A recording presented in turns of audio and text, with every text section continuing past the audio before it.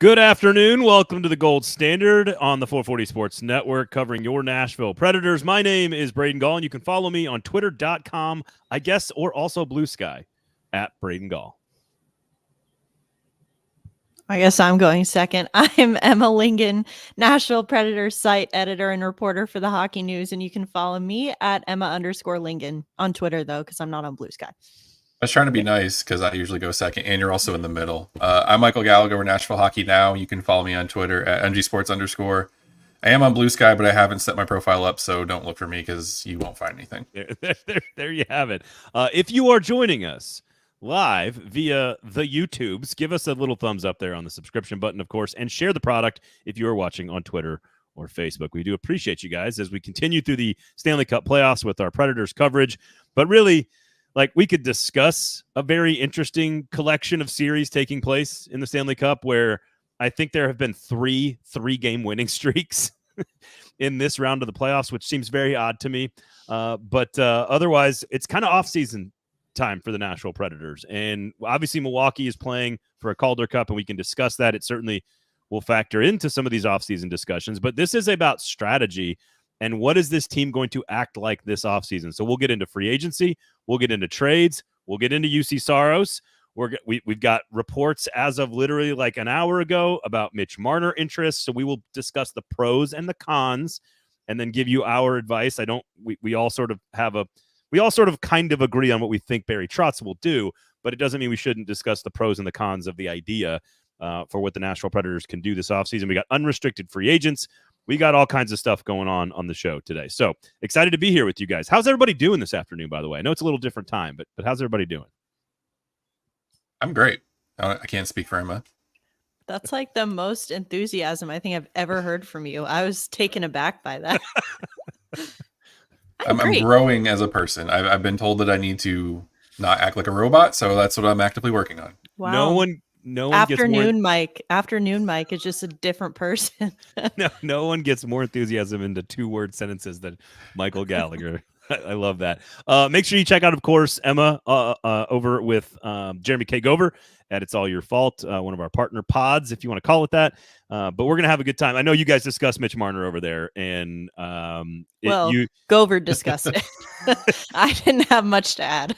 Very on brand for Gover. We love you, but very on brand for Gover. As it turns out, now we've got some Leafs folks who are, relatively credible out there talking today on Wednesday about some possibilities that Nashville is. I guess one of the quotes is basically that Nashville is absolutely one of those teams that has reached out to Toronto and said at some point in time in the past, if you are considering moving your $11 million, 27-year-old 90-point forward, give us a ring.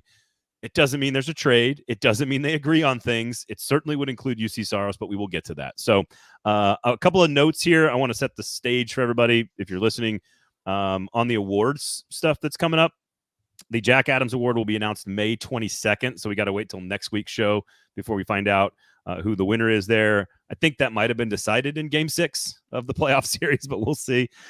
Also, the Norris is not till the night of, so you're not going to know. Roman Josi, of course, a finalist, but he will not be announced until the night of the award show, which is June 27th, so that's a ways off. Is there anything, outside of the wild news with Colorado, is there anything in the playoffs that you guys have that you've noticed? Again, 3-game winning streak by Dallas, 3-game winning streak by Florida, 3-game winning streak by the Rangers. All these series now, pretty interesting stuff. A couple of games tonight on Wednesday, a couple of games on Thursday. Anything stand out to you guys about what you've seen? Marchand out for Boston, and lots of people have some feelings about that. And Bruce Cassidy has lots of feelings about the officiating in that series. Yeah. Gallagher, it's great. Yeah. No, I was just thinking, I'm like, what's happened? How about Pickard coming in for Edmonton? And I think a lot of people were like, oh, well, Stuart Skinner sucks. Whoever they put in there is just going to suck too. And kind of shut a lot of people up. And I love that series is even. I know Emma and I both took a lot of heat on one of the live streams for saying that Vancouver was just going to get decimated by Edmonton. It has been a closer series than I think we anticipated, but also all the Vancouver people that were in our mentions and blowing us up with comments, I don't think you're vindicated because it has been a close series and Vancouver's not running away with it. So every single game's been a one goal game, which has been really interesting. Vancouver's had the lead both times. Edmonton's had to come back and tie it. So noted Canucks haters, Emma Lingan and Michael Gallagher, being disproven. No, we love you guys. I picked them to win the series against Nashville, and all their fans are calling me a hater. Like, I cover the Predators, and I picked them to beat the Predators, which they did. How dare you suggest that a person named after Jesus Christ himself, nicknamed Connor McJesus, how dare you pick that guy might be better than the Vancouver Canucks? How dare you? I will say this. How about this question? Because I do think this is tough to figure out and interesting. And if you Canucks fans are watching, please chime in on this. I think the question is, like, are we learning anything about how Nashville played in their series that can tell you about the matchup and the style and the coaching or anything based on how well Vancouver is playing in the series against Edmonton? I think that's the more interesting sort of. I don't believe that A plus B equals C in any sport. I don't think that's how it works. But I am interested if you guys had any takeaways watching that series, because that has been the only series that has not gone like, again, 3-game winning streaks is really strange. And that's the only one that's back and forth, one goal every time. I think, I don't know, I've seen some people like Vancouver fans, actually, some of the nicer Vancouver fans who have been in my mentions lately have been saying things almost, well, thanking me, which is not correct because I do not play for the Nashville Predators, but they're thanking me or thanking the Predators through me, like, for how competitive the first round was. Like, I've seen people saying that that Vancouver wouldn't be hanging this closely with Edmonton right now if they hadn't had to battle the way that they did in the first series. So the Nashville Predators are the smelling salts of the NHL playoffs, is what we're saying. It woke them up a bit. Well, I mean, I think it made them, the series went long. It went 6 games. And, because imagine, you didn't want them to, if it was a sweep, then they get like a week off in between games. And then that would be a challenge. And I think that, the Preds definitely put up a fight, but Vancouver was, overall, I think what we're seeing, especially in this series, the second round series, is that Vancouver has that like never say die quality to them that Nashville just didn't quite have. We saw them, saw Nashville give up a couple leads in the series, the first round series, and Vancouver has now come back from a couple deficits here. So I think that it just shows it's kind of that will to win that's maybe just a little bit stronger. Yeah, I think what I've learned from that series is Vancouver is giving other teams, Nashville as well, a blueprint on how to be competitive and beat the Oilers. Like, if you are going up against a team with skill and speed, you need to be bigger and more physical. And if you're going up against a team like Vancouver that's bigger and physical, you beat them with skill and speed. And unfortunately, the Predators have just enough of both to be competitive, but not enough to beat teams like Vancouver and Edmonton. So I think it's a good series from a scouting perspective. If I was the Predators, I'd be highly invested because these are two teams you're probably going to come up against for the next handful of years in the playoffs, and like watch these games. This is how you beat some of these teams, and I think it's interesting. And I also think that I think we're learning that Artur Shilovs is a lot better than a lot of people were giving him credit for once he was named the starter against the Predators. He's a rookie third string goalie, but he's also carrying that team to a degree. Yes, the Zadorovs and Soucies and everyone else on that team, they're also, Brock Besser is a big part of it. But Shilovs is keeping them in games, which is a lot to ask for. I think he's 23, a lot to ask for a 23-year-old rookie. And I think he's proving a lot of people wrong. So we were probably, I won't say it for everybody, I was probably a little bit harsher on him in the last series because I thought the Predators were just going to tear him up because he was relatively inexperienced. And I think he's proving a lot of people wrong. First of all, I think there's a maturity that's taking place with Vancouver in the playoffs that you kind of have to have. Like, I think my pick was Dallas and Edmonton in the Western Conference Finals. I feel pretty good about that, but Vancouver could obviously destroy that. But I think it's because Vancouver is learning through these processes, which is why I kind of didn't want to play Dallas in the first round anyway, because they're already there from an experience standpoint. Obviously, they lose Rope Hintz, but what I think is interesting is I think it doesn't. So you can take it one of two ways. You could say Vancouver played down to Nashville, or you could say Nashville played up to Vancouver. Those are the two different ways you could look at the series. And I think watching Vancouver play against Edmonton, I feel more comfortable with how Nashville played in the series. I think it tells you that they overcame some things and elevated their game to match Vancouver, and Vancouver has now matured through that. To your point, Emma, the learning how to wake up in the postseason, because Nashville had been better down the stretch than Vancouver was. That's just the way the stats tell you. So I think it's going to be fascinating to watch where that series goes. And if Vancouver goes on even further, I think you can wear how you played as a bit of a piece of pride or badge of honor if you want to, for Predators. I know it's a moral victory in the postseason, but we're all watching hockey because it's fun, and to see how your team played against this team, if they all go on and beat Edmonton, I think it's okay to say, hey, we played those guys pretty well.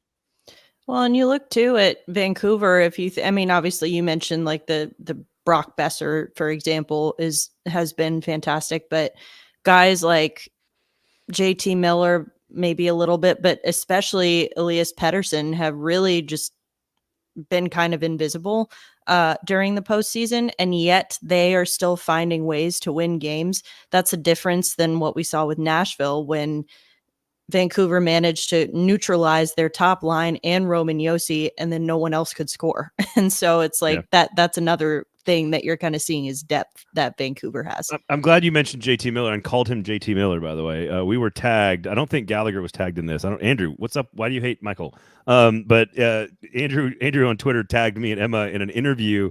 I believe it was Brock Besser and JT Miller sitting there, and they call him Millsy. That's like 3 times as many letters as his entire first name, which is JT. JT, just call him J. I don't understand. I know in hockey you have to have fast names so that they can hear you while you're trying to pass on the rush or behind the net. Like, you got to be able to have quick names. I get it, but this is not like Tarasenko. Like, it's not going from 14 letters down to it's JT. Just say JT. Anyway, thank you, Andrew, for tweeting us that. I appreciate that. Is this our new Twitter beef of the week?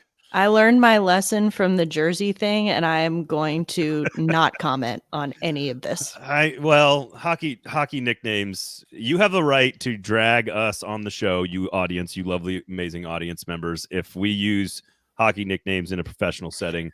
I would just like as a friend, you can say them, but not as not in an interview. I was going to say, I would like some credit, because when I was traveling with the team and saw them more than we saw our families for a year and a half, I only knew them by their nickname. I mean, I know their names, but it's like sometimes people would say something about, I don't know, just what, tell Luke to come here. I'm like, who's Luke? Like, I don't know. It's weird. It's Vange.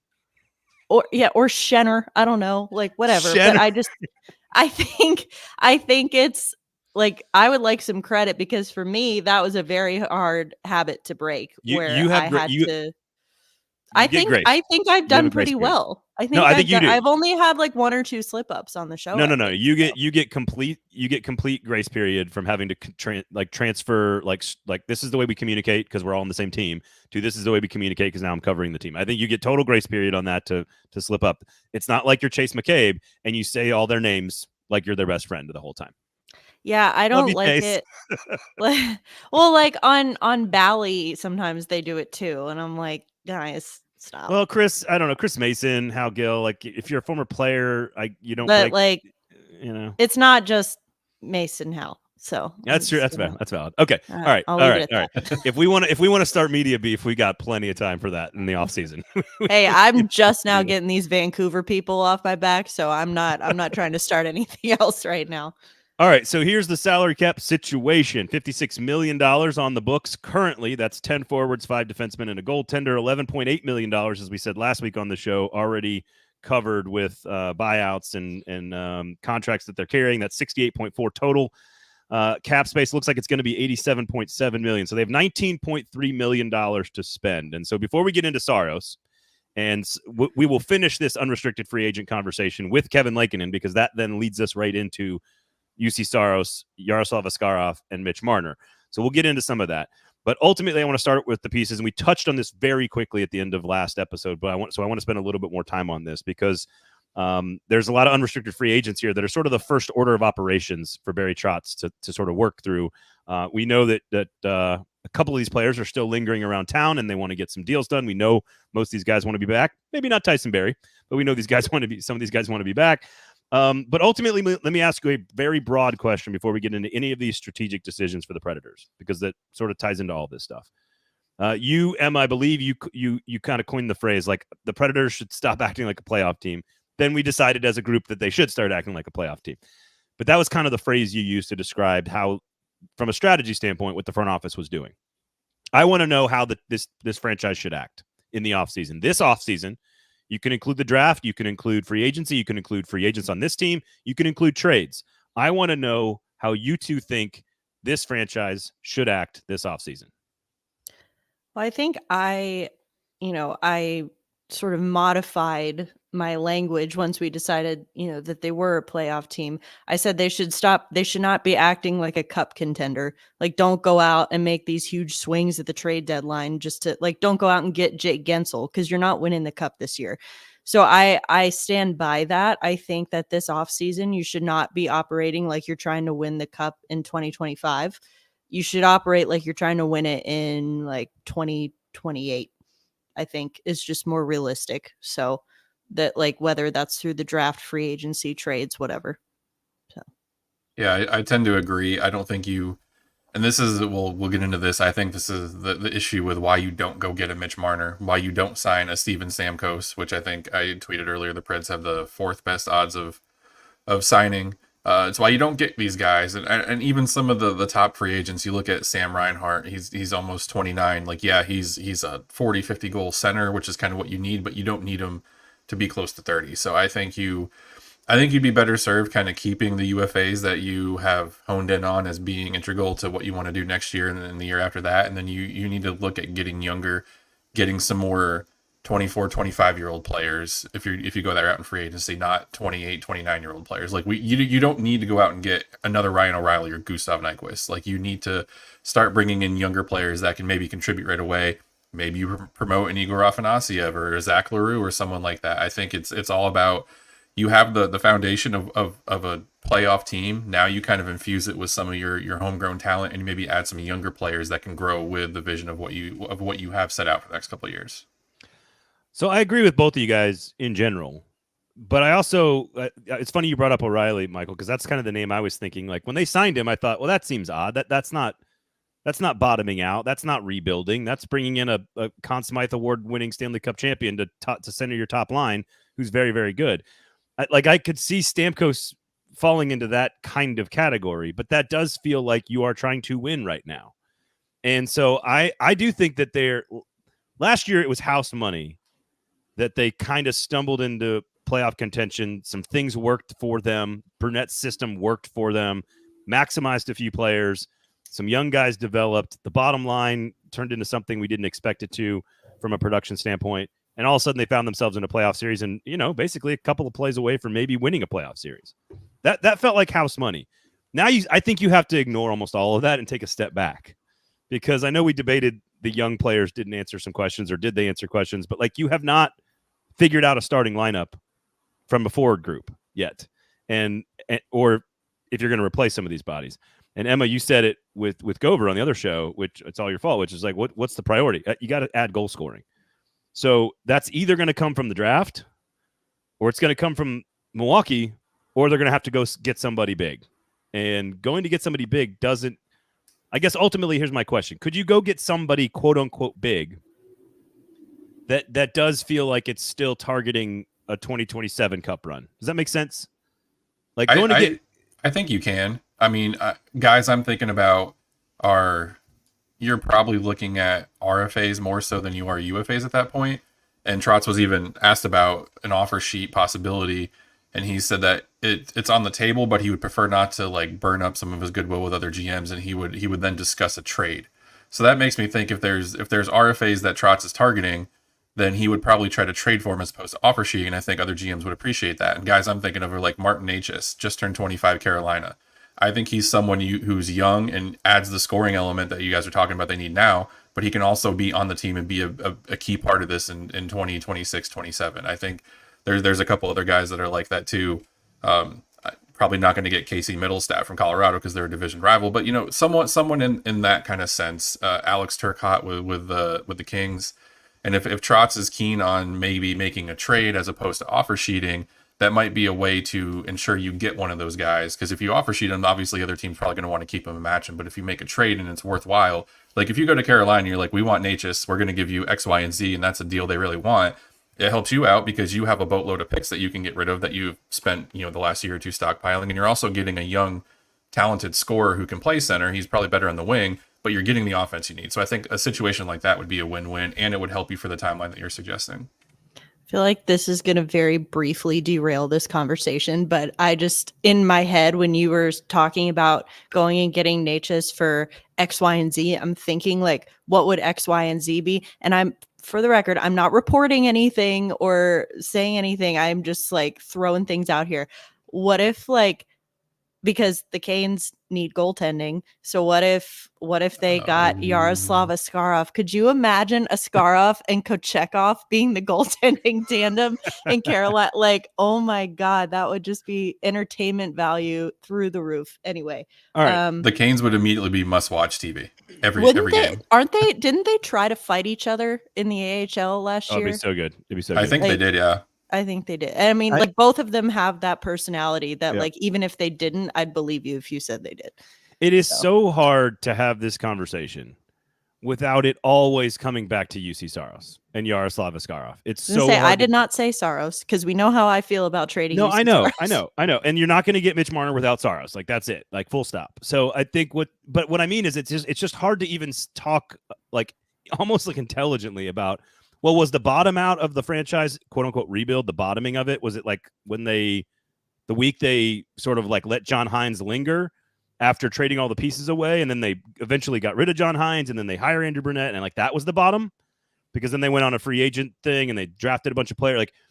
Or are we still, does this team still need to go further down to kind of reap the benefits of some of those draft picks? Again, we've got plenty of listeners who are data analysts who will say, no, you can't win a cup without picking in the top 5 or whatever. And I personally don't necessarily subscribe to that. I think you can build a cup championship team. To y'all's point about Shelovs. Well, I think Dallas has a good point or a good case to prove that wrong this year. Right. And Shelovs is another example of how wild and weird shit happens in the NHL playoffs. The St. Louis Blues with Ryan O'Reilly won a cup with the most insane blueprint in the history of the NHL. Make sure you're in last place in January. You fire your coach and you have a rookie goaltender who everybody hates. What? No one.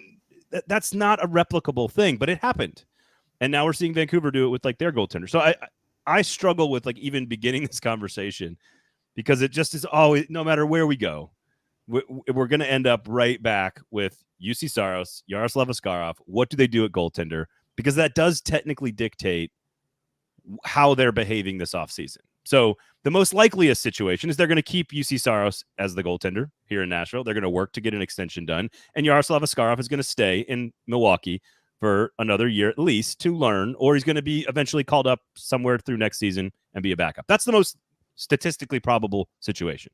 So let's pretend that's going to happen and then jump to the other options here. Because it just, no matter where we go, we're going to end up back at Juuse Saros and we're going to end up in the crease.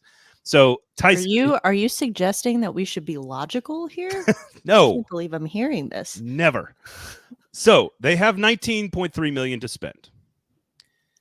Obviously, we'll get to Marner's contract, which is 11 of that, and that would eliminate a whole lot of these questions. So just for the sake of conversation, we did this pretty quickly at the end of last episode, but I want to start here. Tyson Barrie first on the list because I think he's the easiest answer. $4.5 million last year, 32 years old. Is there a case to be made by either of you that he's even considered an option for this team? They have 5 defensemen under contract, by the way. No. Okay, so we don't need to have a long, logical, meandering conversation about Tyson Barrie. Okay. I'm going to say Alex Carrier is next on the list. $2.5 million last year, 32 years old, probably going to be worth about $3 million this year. Again, they have 5 defensemen under contract for next year.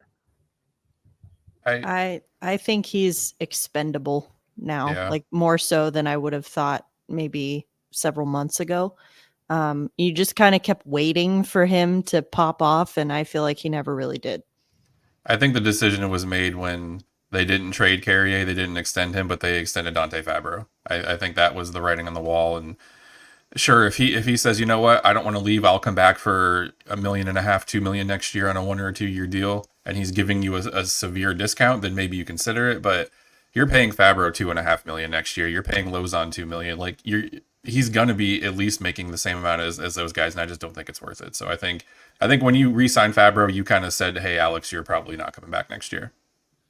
I agree with that, and my first thought when I kind of wrote that exact same thing down, and my first thought was, God, I wish they could have moved him then at the deadline, because I'm not sure what. Like, I know that there were some injuries down the stretch from the defense corps, but wasn't he injured too? Like, that's the move that I feel like they should have made the most is Carrier, but who knows what the offers were. From what I heard on that situation was that the teams knew that Barry Trotz was kind of backed up into a corner with that, and it almost was like, well, you have to trade him, so you have to give us a big discount on what we're going to give you. And Trotz wasn't going to be bullied, and he was just like, we'll just keep him. Yeah, I'm sure they were probably trying to lowball him because Carrier's name was out there so much, and there were like teams who could really use him. And kudos to Barry Trotz because he wasn't gonna get taken advantage of. His first year as a GM. What if they would have gotten something low ball for Alex Carrier? Would this team have not done what they did already though? Like, was Alex Carrier the reason they made the playoffs? And I'm not trying to be rude towards him, but I just am saying, like, wouldn't you rather have a 3rd round pick?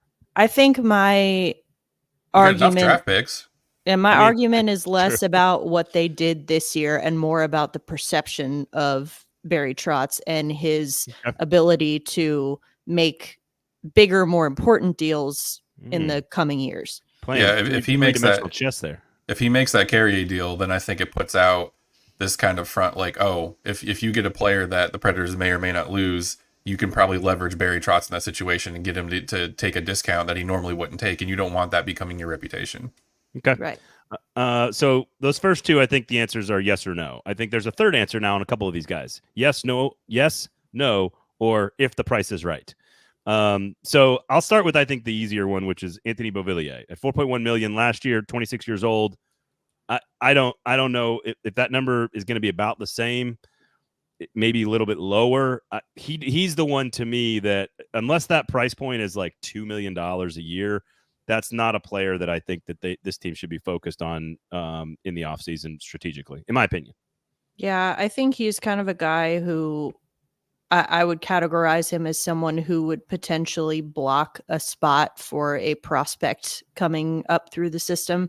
And again, that he would have to take, in my mind, he'd have to take at least a 50% pay cut, which at 26 years old, you really shouldn't be doing. So I think, I don't know. I don't see him as an important piece of the team's future.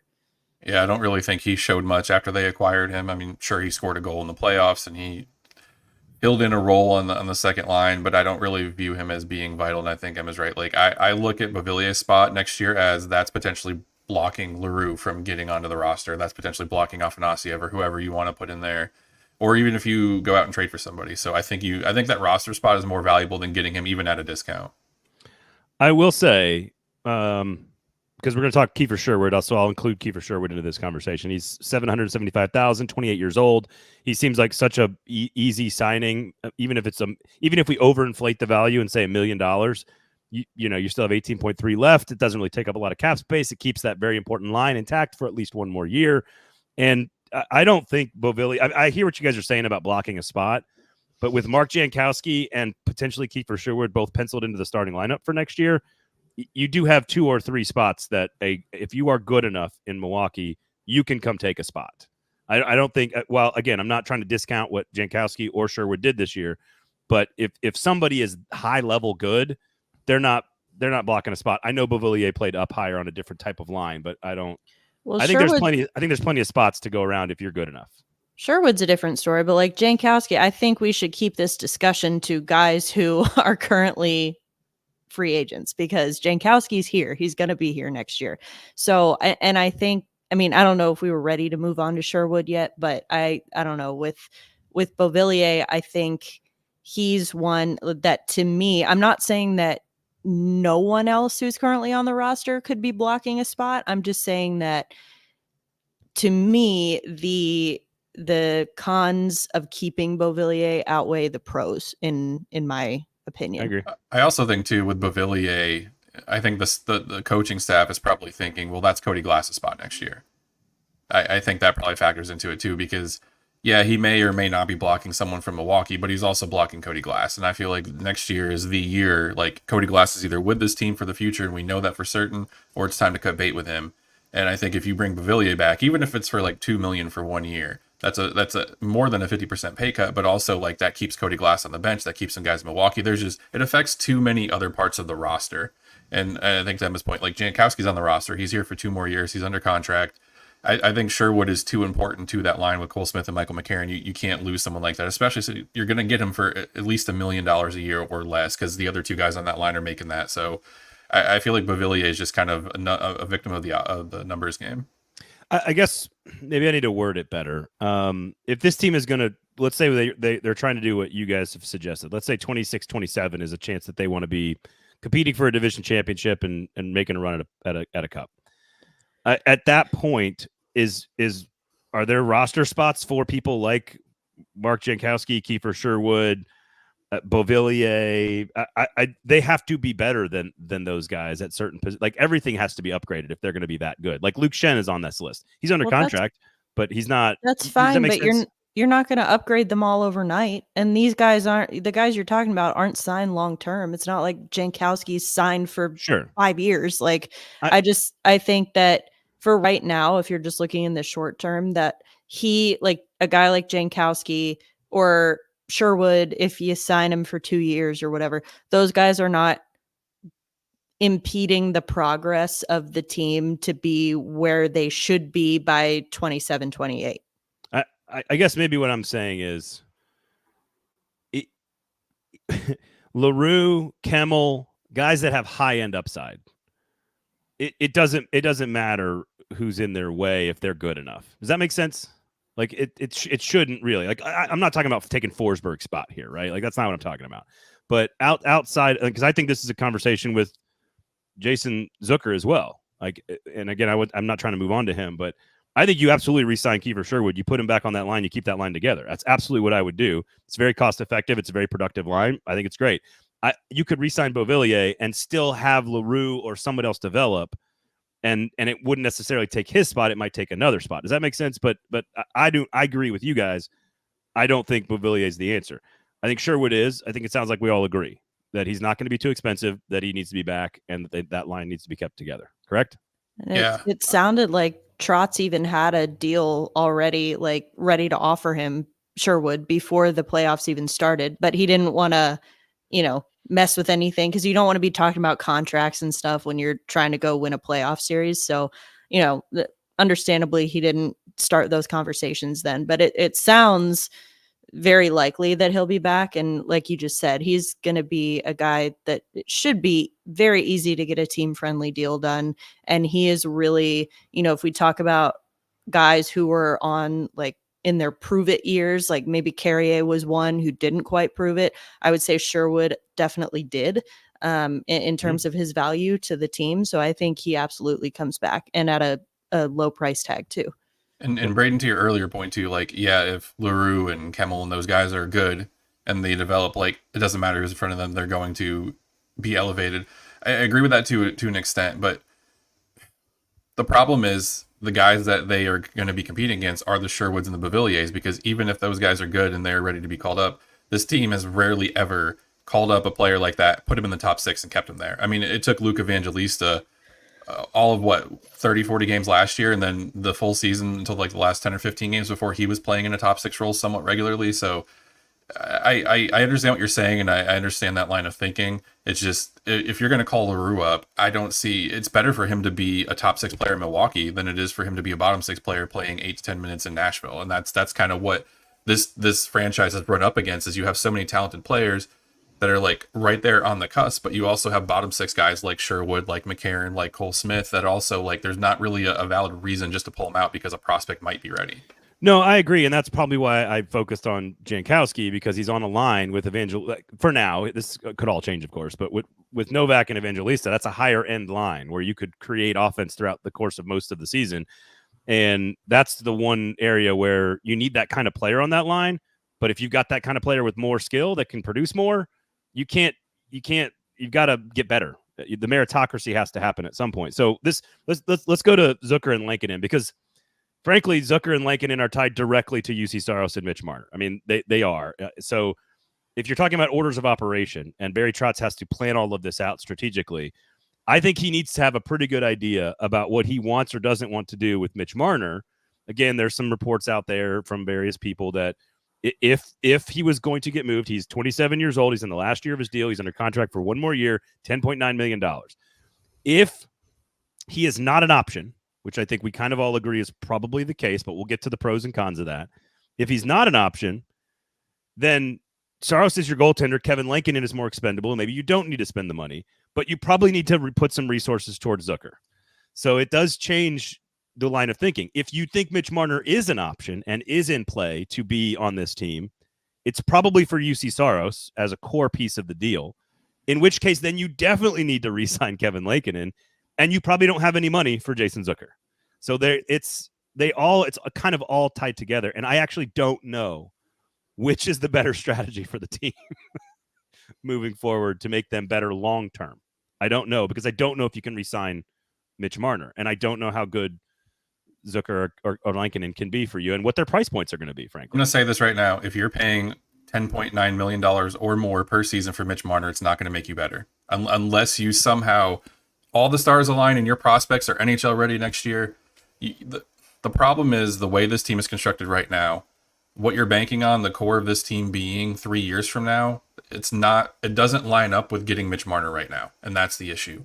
I don't see Barry Trotz adding an almost $11 million per year player whose contract, by the way, ends the year after next. He's making almost $11 million now. He's not going to take a discount. He's not gotten worse. He's one of the top 10 scorers over the last 4 or 5 years. Like, he's going to be $11 million or more. He might want $12 million a year after his current contract ends.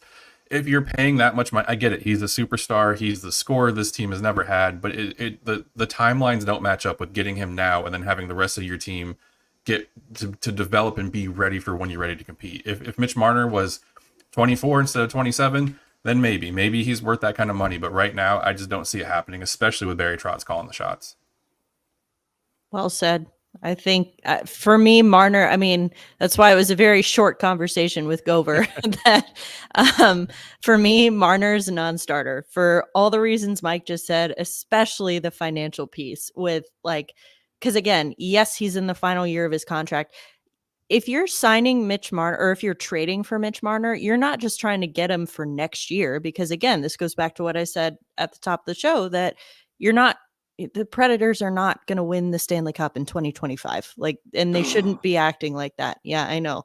No. Yeah. See, Vancouver fans, I'm an equal opportunity hater, but I think so getting Marner just for 1 year would be acting like you're going to win the cup in 25. No, if you're trying to get Mitch Marner, you're trying to get him for long term. And we've said this before that, yes, he only has 1 year on his current deal, but he's going to want more term. Yep. And Barry Trotz, and probably a no trade clause. Oh yeah. Well, he currently has one. He has a no movement clause or something. They'll have to get him to waive it. I don't know. But I think that he is, if you look at the Predators payroll right now, and you look at the highest paid guy on that team is Roman Josi. You can't pay it. To me, that's the standard on this team. And you can't pay Mitch Marner $11-12 million a year when there's just still so much. I don't know. I just think, to me, it's ignoring a lot of other little things that have to happen in order for him to actually make this team better. Maybe this will help drive the point home. Gover, I really hope you're listening to this. Counting the Duchesne and Turris buyouts, the retentions for Johansson and Ekholm, plus the salaries of Forsberg, Josi, and McDonough, all of whom have no move or no trade clauses. The Predators are married to $69.29 million through 2026 that they cannot get rid of. When you have that much cap space tied up in 3 players, plus all the retentions and the buyouts, adding someone like Mitch Marner at 10, 11, 12 million, whatever he's going to require, plus another no trade clause, that is handicapping your team so much, which is what David Poile was doing and Barry Trotz is trying to move away from. The last thing you want is to become the Toronto Maple Leafs, where you have 10 players all with no trade clauses, and you're stuck with an enormous cap space that you can't get rid of. That's what Barry Trotz is trying to stop. And you're using half of your cap space on 3 guys or 4 guys. Like that, clearly it hasn't worked for the Leafs. So let me take you guys on a journey to Luke Schenn. Our favorite topic. The short journey. Because Fabro's worth $2.5 million. He's off the books the year that the new Marner contract would kick in, right? So just again, go with me on this journey. So if you just literally did not re-sign anyone who came off the books 2 years from now, which is when, again, Marner's new contract would have to kick in. Let's call it $11 million for the sake of discussion. 2.5 for Fabro, off the books. Okay. Cody Glass, 2.5 off the books. That's 5. 3.1 off the books for Gus Nyquist, but one of your top line players. So what are we up to now? That's 8.1. Okay. Ryan Johansson, 4 is off the books. There's your $12 million, but that's literally every single piece is you're just leaving. And it's other pieces like 2.75 for Luke Schenn that probably, and like Jeremy Lauzon's worth $2 million, but he's taken a big step forward. There's enough of those other deals. And like, that's not talking about a Luke Evangelista extension, which is going to kick in that same year, right? When he's a restricted free agent, whether he goes to arbitration or not, that's still going to be a massive raise that you're going to have to give him. So literally it almost doesn't work financially. Now, look, Mitch Marner is great, but he is not worth gutting your entire team just to get him on the roster. Like you basically just talked about getting rid of 6 or 7 guys. And yeah, there's an argument that probably half of them shouldn't be re-signed in the first place, but you're basically talking about to make it work. It's a 6-for-1 swap basically. And I just don't think it's worth it. You're one player. Connor McDavid is maybe the only player that I would say, yes, you go and do that. Mitch Marner's great, but I just don't think it's worth it because the money doesn't work. The roster, like lining up the roster doesn't work. The prospects and their timeline of development doesn't work. The deal you're going to have to pull off to trade him, like it's going to cost you a lot to trade him too. All of it doesn't work. That's the thing is like you're talking about the pieces coming off the books next year. Okay, but Marner's not a free agent right now. You would still have to give up something right now to get Saros.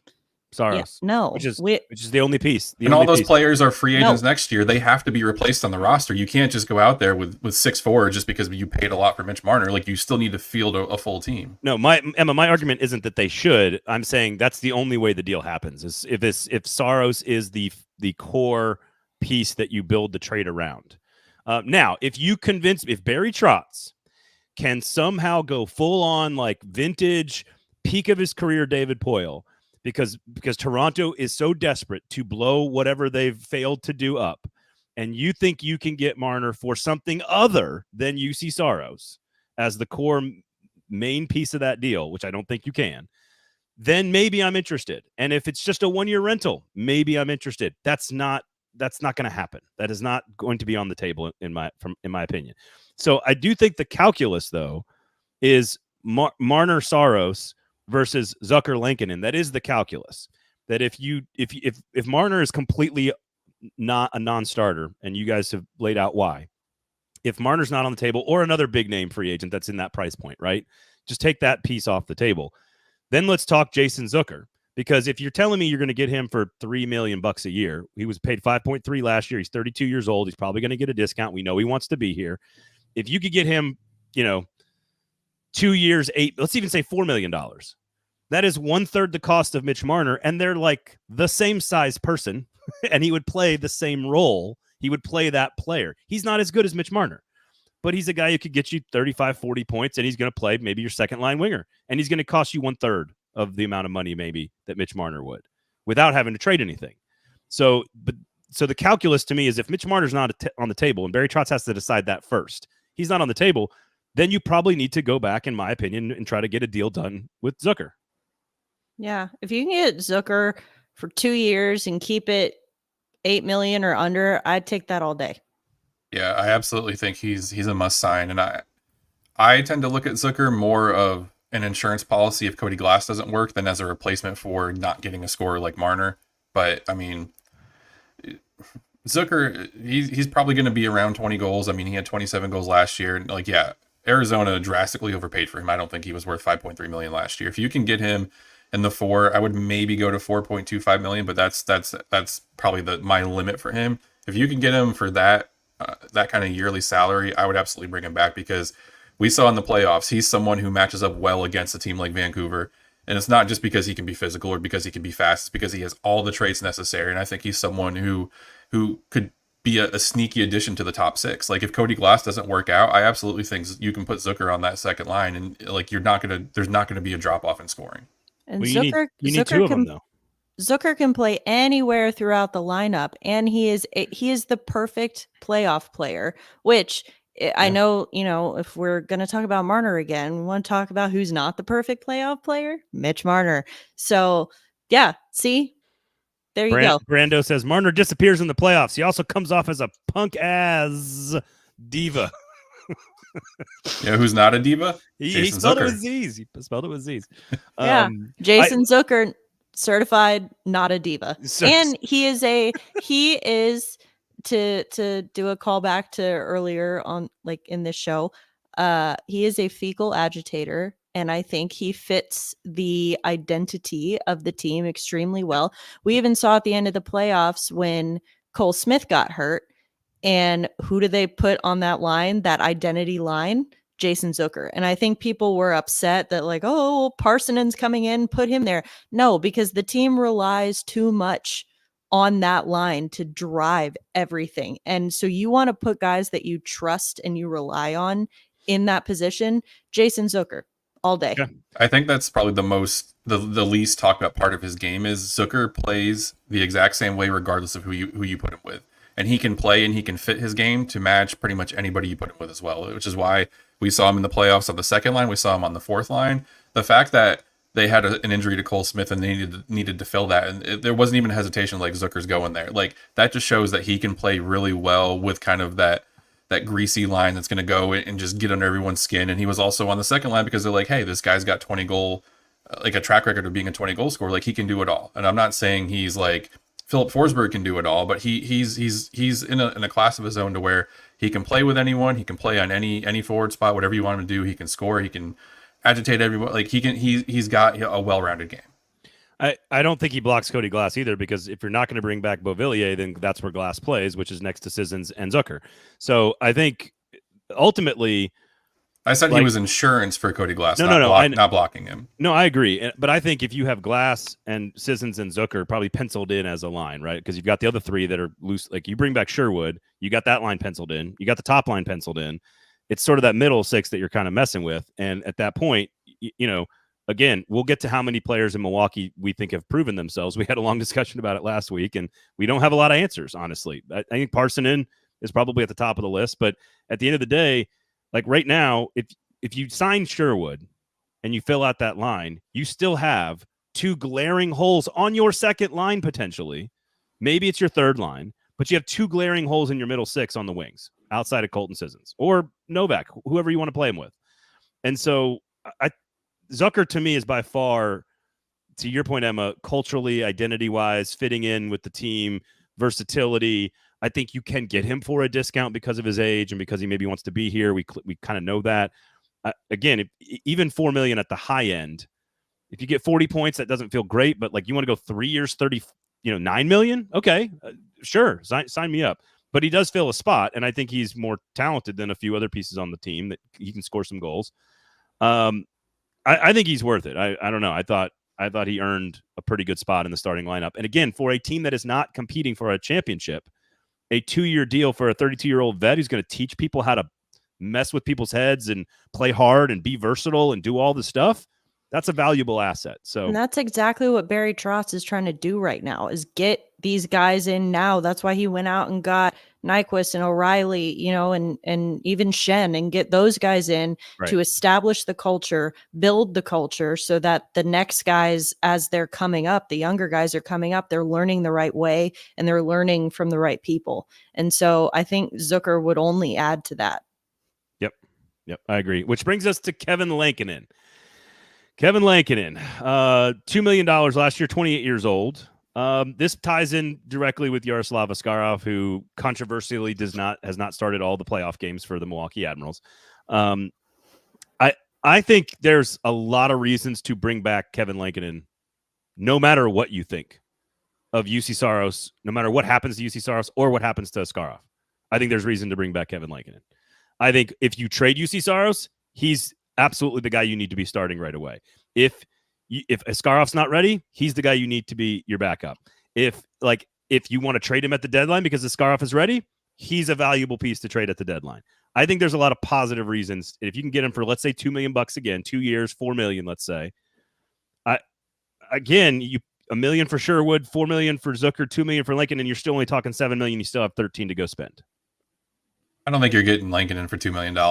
He's at least earned the right to compete for a starting job elsewhere. If he doesn't get a situation he wants and he comes back to Nashville, he's gonna have to be at least $2.5 million to $3 million, I think, just based off of what he did this year. Sure. I would say 2.5 is kind of the number I had in my head if you were going to bring him back. Yeah. All right, let's overestimate then and say 3 for Lincoln. Overestimate slightly, maybe not, and say 1 for Sherwood, and then overestimate, right, on all of these to just sort of cover your bases.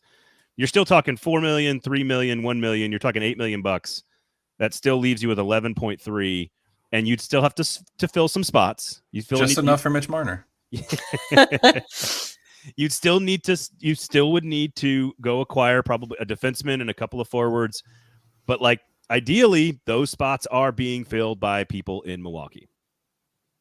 Ideally, I think if you're looking at guys that could compete in Milwaukee, if we're going to start this now, I mean, I think it's Leroux and I think it's Afanasiev, and I don't really think they have a lot of guys that are NHL ready that you could argue right now. I still would hesitate a little bit with Leroux just because of the immaturity issues and all of the. I hesitate a lot with Leroux now. Just because Parsonen at the top of the list? Well, are we counting him as on the NHL roster right now? Because technically he is. Well, no, I thought he got sent back down to Milwaukee. Am I wrong on that? Well, he was reassigned after the playoffs. He was reassigned, but right. I was counting him as part of the roster because he was part of the playoff roster. But yeah, I mean, I think if you're looking at other guys, Tomasino, Parsonen, and then guys that haven't played a lot this year would be Afanasiev and Leroux. I think those 4 guys are maybe competing for 2 spots, but I don't think that's it. Like, I think Barry Trotz in his end of season press conference talked a lot about building up the speed in the middle six, and he talked a lot about acquiring and looking for other and adding assets basically. So I think he's got something up his sleeve where he might not be sold on Tomasino. He might not be completely sold on Parson, to where he's going to go add somebody that is a little bit on the younger side, that has more speed and more skill. And maybe he adds to that group and he competes. They compete with that, or he trades one of those guys to bring in someone else. Quickly, Anthony, we'll get to your question, and if you guys want to answer it now, we can. About breaking up the core 4 players. Is it a good idea? He says, in my opinion, it's a good idea to break up the core 4. What do you guys think? We can add that to the conversation at the end, or you can do it now if you want. Break them up by just like trading someone off, or what are we talking about? Not having them play on a line with each other? I guess. Are we going back to talking about Toronto now, or are we talking about Nashville? Because I don't even know who the core 4 That's are. what I was. That's what I was. Oh yeah. I thought we were talking about Toronto. I was like, is Saros one of the core 4, or is it just the top line and Yossi? Like who? If we're talking about Toronto, absolutely blow that shit up. I've been saying that all day. Sell everybody. Everyone goes. Maybe you can get Marner at a discount because they're doing that. That's all I'm saying. If you're talking about Nashville, honestly, I thought like core 4. I was like, is it the 4 that played in the Cup final in 2017? Like which 4 are we talking about? If we're talking about the Toronto Maple Leafs, absolutely, Anthony clarified yes. he meant the Maple Leafs. Yeah. Yes. Blow it up. Next question. Keep Matthews and Nylander. Everyone else. Yeah. You need to trade at least 2 of those 4 to have a fighting chance of surviving. Maybe you can get him for a discount. I'm just saying. If it doesn't involve Saros, I'm interested. I'm honestly interested. If it doesn't involve Saros, you might be able to get him on a discount in the trade, but you're not getting him a discount in the salary, and that's ultimately what matters more. I agree. But guess what would make this team better? If you got if you got an $11 million 90-point player, now we're back on freaking Marner. Okay, Braden, if you got an 11, I am putting out major caveats here. If you got him because they were blowing it up at a discount that does not include Juuse Saros as a let's see how this works, and he at the least you have made your team better this year. You're not winning a cup this year, even with Marner. It's still more fun, and you still could be a 2 seed, and you still have your chance to make a deeper. I'm just saying you are better with him. Okay, you have fun in fantasy land. We'll live in the real world. I'm just saying, if it doesn't involve Saros, I am way more interested. Hey, if it involves Saros, who's riding Unishine and Raincorns now? It's not me anymore. Now it's Braden and Gover. Unishine and Raincorns. I will say, sunbows everywhere. If you can get Marner and it doesn't cost you Saros, I'm at least intrigued by I'm intrigued by what it would cost. I'm still probably not going to do it because I'll for sure take the phone call if it doesn't involve Saros. I'm like, yeah, I'll listen, but if it's a couple first round picks and a couple prospects like a LaRue or a Kimmel, I would listen. But Toronto's seriously going to have to retain something, and it's going to have to be more than just retaining $2 million of that salary. That's a big piece. They're going to have to, Toronto's going to have to retain a lot. I think. So not only we do not have to trade Saros, but now they're going to keep some of the salary. Now I definitely want to go get it. Look, I don't think it's going to happen. Open up Pandora's box here. I don't think it's going to happen. I've been very clear. I said at the very beginning, the most probable and likely scenario is that Juuse Saros is the starting goaltender for the Nashville Predators for the entire season, and that Yaroslav Askarov plays most of the season, if not all of it, in Milwaukee. That is the most and Mitch Marner is not a Nashville Predator. That is the most likely scenario that is going to happen. So I just want to make sure I'm clear on that. But it is our job to discuss the ins and outs and the what have yous. That's all. We got to make these discussions. So Lankinen, I think he provides a lot of value no matter what. It means you don't have to rush your prized goaltending prospect up. It also means you could trade your prized goaltending prospect if the right deal came along. It gives you a ton of flexibility. That's all it does. If you can bring him back for 2.5, maybe $3 million, whatever it is, it gives you a ton of flexibility to have him on the team. I would love to have Lankinen back. I think I just kind of assumed that he wouldn't be, just purely because he has, he wants to be a starter and he's made that known, and he knows he's not going to be that here. So I would be intrigued to see, because it depends on who's going to be giving him offers next year or for next year. Like if he can be a starter, like maybe he gets an offer to be a starter, but it's in San Jose, then maybe that's not going to sound that appealing to him. Maybe he would rather come back to Nashville for a year or two and actually play on a competitive team. And then, like you said, God forbid if something had happened to Juuse Saros, either at down the stretch this season or during the playoffs, God forbid if that had happened, to me, it's no question. I want Kevin Lankinen in there right now. Yeah. I don't want Askarov in there. He can come. Yes, he can come be the backup for sure, but I don't know. Yeah, I agree. I agree. Lankinen is a better backup than Askarov would be. Yeah. 100%. And Lankinen is just so, it's what you're going to get with him. He's so consistent. And I think something that really gets, underrated a lot is his ability to go long stretches of games without playing. And then he still comes in and performs at that same consistent level whenever we do see him. A lot of guys aren't really capable of that. And so I think that, yes, and we've said this all year, I would love to see him play a little more, mostly because I would love to see Saros play a little less. But I think that, don't gloss over that, because Juuse Saros just came off statistically his worst season, and he is the most overworked goaltender in the entire league over the last 3 years. He has a higher workload at this age now than Pekka did.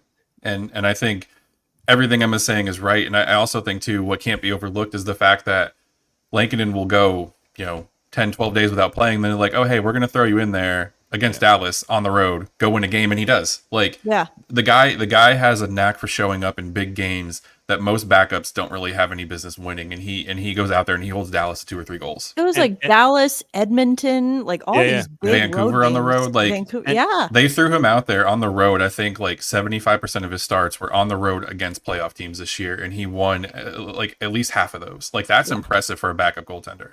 Yeah. And I will, again, to both of your points, we've said this every single summer for 2 or 3 seasons now. Juuse Saros does not need to lead the league in starts and shots and saves and games played. He doesn't enough. Especially when Kevin Lankinen's your backup. And that's to me, that is my selling point to Kevin Lankinen. We're going to pay you what you want, but we're going to give you more starts. We want you and need you to play more hockey for us. That is to your, do you want to start, I don't know what, 55 games for San Jose and have like a 3.8 and and lose all your games, or do you want to start like 25 or 30 or 40 games with us? And again, maybe that's overselling what they would do for him, but I'm just saying, like, that's part of your selling point to Lingan and to bring. I think the perfect scenario is the last couple of years that Rinne was here, when Saros was coming up, and then Rinne was still the starter, but he was transitioning into getting into into retirement, where he was starting 59 games in 2017, 56 in 2018, and obviously it tapered off into the mid-30s in 2019. But you want Saros to be in that 58 to 60 start range, and you want Lingan in close to 30, 32, 34, because ultimately that's going to keep Saros fresher for longer. And like, yeah, he kept it together against Vancouver in the playoffs, but how much better would he have been if he would have had, if he would have had more rest, if he wasn't as burnt out going into a playoff series like that as he was going down the stretch, like playing as many games as he did. All right, we'll end on this because this is the question. Brando is asking here, is it concerning that Askarov has lost his net for the second straight year in the AHL playoffs? As a prospect development standpoint, the answer is 100% no. I'm going to say no, for the simple fact that I don't think the issue is a talent issue with him. I think he's bored. I think he's ready to be called up to the NHL. And I forgot, Russell was telling me about it when we were at the media availability day, but somewhere after the trade deadline, it was brought up that Askarov kind of took it personally that he didn't get a call up after the trade deadline, because that's what everybody was talking about for 2 weeks leading up to that. So I don't think you have to be concerned about him from a talent standpoint, because clearly it's there. I think you have to worry about what is his headspace like, and what is his frame of mind like, because he's clearly someone that expected to be in the NHL right now, and he's not. So how does he handle it next year if Lingan resigns and he's stuck in the AHL for another year? Do you have to worry about him going off the rails?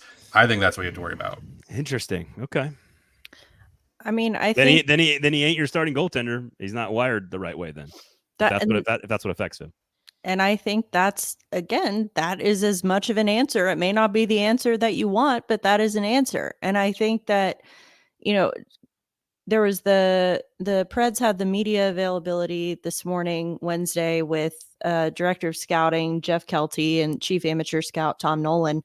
And, talking about the draft and things that they're looking for in players, because if you're looking at 17-year-olds, you have to kind of have a different perspective on, like, okay, what is this guy going to be like when he's 24, 25 years old? And they were both saying that a big part of that, a big piece of that, is kind of the character and the intangibles. And that's why scouting isn't just watching how a guy plays, but you're watching his body language. You're watching how he interacts with coaches. You're watching all of those different things, because that's the kind of stuff that's not teachable and not coachable. And so you want to see, okay, maybe he's, of course, if you're not Connor Bedard, you're not fully there at 17, and that's okay. But, like, do you have what it takes to get there, like fully there by the time you're 24, 25? And I think that that's where that, the mental stuff and the attitude is. And look, I'm not saying that I think Askarov has a bad attitude or anything. I'm not around him enough to know. I'm just saying that if that is the case, if he is, because again, his talent is, we know he's talented. That's easy.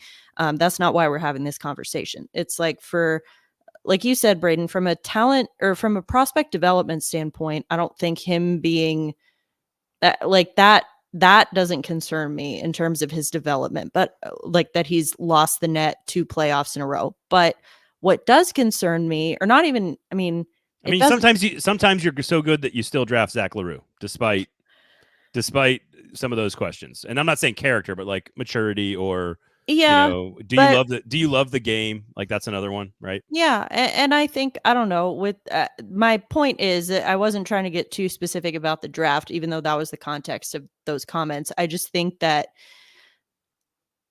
what we're dealing with Askarov in terms of his NHL readiness. And this is what I've been saying to people all year who are like, call him up, get rid of Saros and call up Askarov. No, he's not there yet. He's not ready yet. I agree. He mentally, he's not ready. And people just don't understand that. Like, he's incredibly talented. We're not questioning that, but there's so much that goes into like the mental readiness.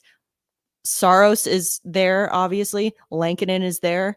Askarov is not there yet. I'm not saying he'll never be there, but he's not there. I wish right everyone could see you full screen and all your hands. Okay, This it's entire- really bad. hang on. Let me see if I can do this. No, I talk with my hands. I'm Italian. I'm sorry. It's actually when I worked for the team. There we go. Good. Thank you so much. No, when I worked for the team, the players would I'm just gonna mess keep with messing me. with it. Now I'm just talking to myself. Okay. No, I you're was good. like, I can for everyone watching, I can see all of her hand gestures in the studio, okay. but like because the screen is so small, you can't see. I'm Italian. I talk with my hands a lot, and the guys would make fun of me even when I worked for the team, because I had to hold the microphone and I would start like moving my hand, and they're like, "You're gonna hit me one of these days." Like all their yeah. all their interviews are like going like, what? Hey, Yeah. can you bring the microphone back over here? Yeah.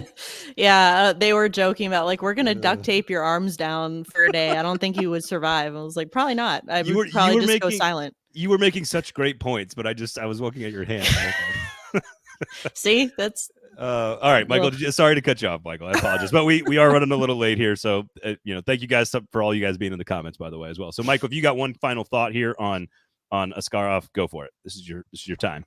Yeah, I was just gonna say, I think it's telling that when you talk to people close to the team and you bring up Askarov, they all talk about like, yeah, his skill's really good, and they talk about how great he is and all like his attributes and all this.